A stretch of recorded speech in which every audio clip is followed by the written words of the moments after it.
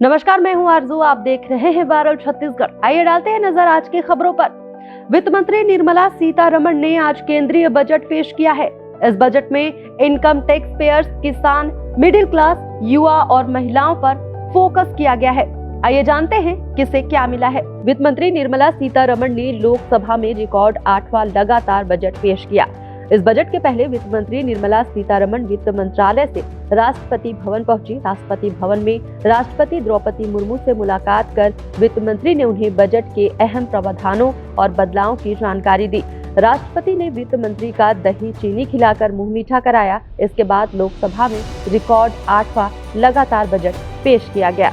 निर्मला सीतारमण के बजट में income tax payers को बड़ी राहत मिली है। इस दौरान सरकार ने ऐलान किया है कि 12 लाख रुपए तक की आमदनी पर अब आयकर नहीं देना होगा।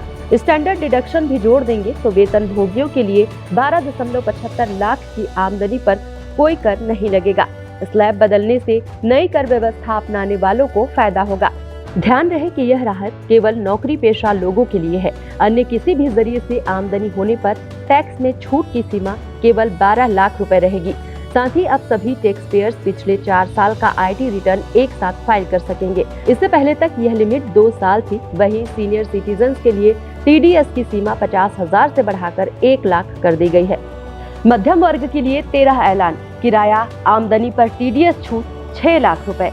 अब 12 लाख की कमाई पर कोई टैक्स नहीं। नौकरी पेशा लोगों के लिए 75,000 स्टैंडर्ड डिडक्शन के साथ टैक्स लिमिट 12.75 लाख। बुजुर्गों के लिए टैक्स छूट डबल की गई है।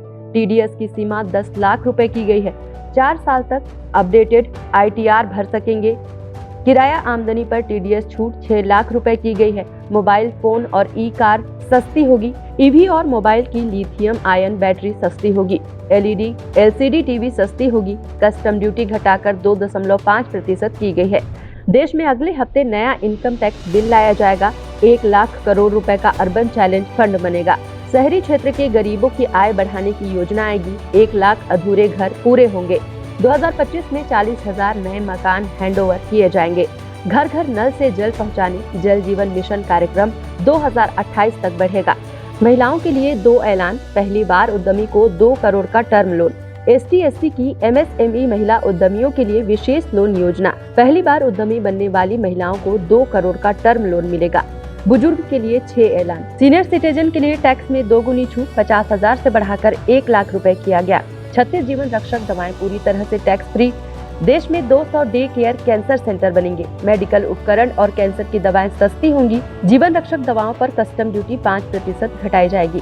13 मरीज सहायता कार्यक्रम बेसिक कस्टम ड्यूटी से बाहर। किसानों के लिए 11 ऐलान। किसान क्रेडिट कार्ड की लिमिट 3 लाख से बढ़ाकर 5 लाख की गई। किसान क्रेडिट कार्ड की लिमिट 3 लाख से बढ़ाकर 5 लाख हुई है। देश में पीएम धन धान्य कृषि योजना शुरू होगी। 100 जिलों को फायदा होगा। डेयरी और मछली पालन के लिए 5 लाख रुपए तक का लोन मिलेगा। समुद्री उत्पाद सस्ते होंगे। कस्टम ड्यूटी 30% से घटाकर 5% की गई है।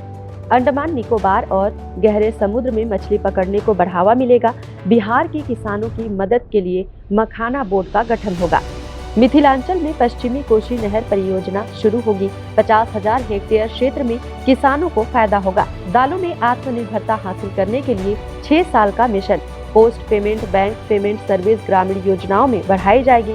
कपास उत्पाद के लिए 5 साल की कार्य योजना। प्रोडक्शन मार्केटिंग पर फोकस। असम के नाम रूप में नया यूरिया प्लांट लगेगा। युवाओं के लिए 11 ऐलान।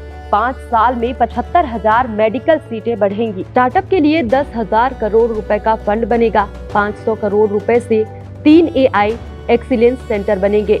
मेडिकल एजुकेशन में अगले 5 साल में 75,000 सीटें बढ़ेंगी। देश में 23 IIT में 6,500 सीटें बढ़ाई जाएंगी। मेडिकल कॉलेज में 10,000 सीटें बढ़ेंगी। PM रिसर्च फेलोशिपी के तहत 10,000 नई फेलोशिपी दी जाएगी।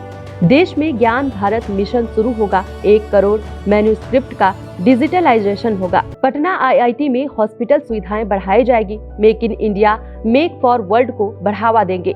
स्किल बढ़ाने के लिए 5 राष्ट्रीय स्तर के सेंटर बनाए जाएंगे। सभी सरकारी माध्यमिक विद्यालयों और प्राथमिक स्वास्थ्य केंद्रों को ब्रॉडबैंड कनेक्टिविटी मिलेगी।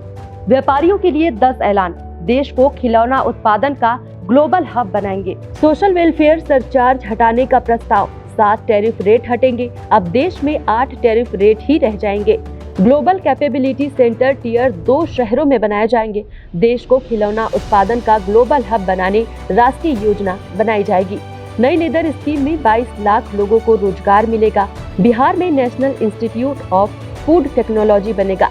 सूक्ष्म उद्यमों के लिए 5 लाख रुपए की लिमिट वाले कस्टमाइज्ड क्रेडिट कार्ड जारी होंगे। पहले वर्ष 10 लाख कस्टमाइज्ड क्रेडिट कार्ड जारी किए जाएंगे। शहरी स्ट्रीट वेंडर्स के लिए पीएम स्वनिधि स्कीम की लोन लिमिट बढ़कर 30,000 रुपए होगी। इस बजट को बीजेपी ने मोदी सरकार के आत्मनिर्भर भारत का रोड मैप बताया, तो वहीं विपक्ष ने इसे दिल्ली और बिहार का बजट बताया। फिलहाल आपकी इस बजट को लेकर क्या राय है, हमें कमेंट में जरूर बताएं और हमारे चैनल को सब्सक्राइब करें।